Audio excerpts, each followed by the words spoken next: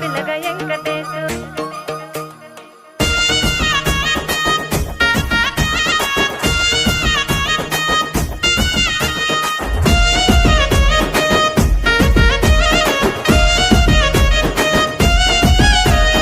చిత్రాల మనసు నాది చిన్నగా పోతుంటావో చూడక పోతుంటావో ఇంట్లో చిన్నదాన్ని నేను చిత్రాల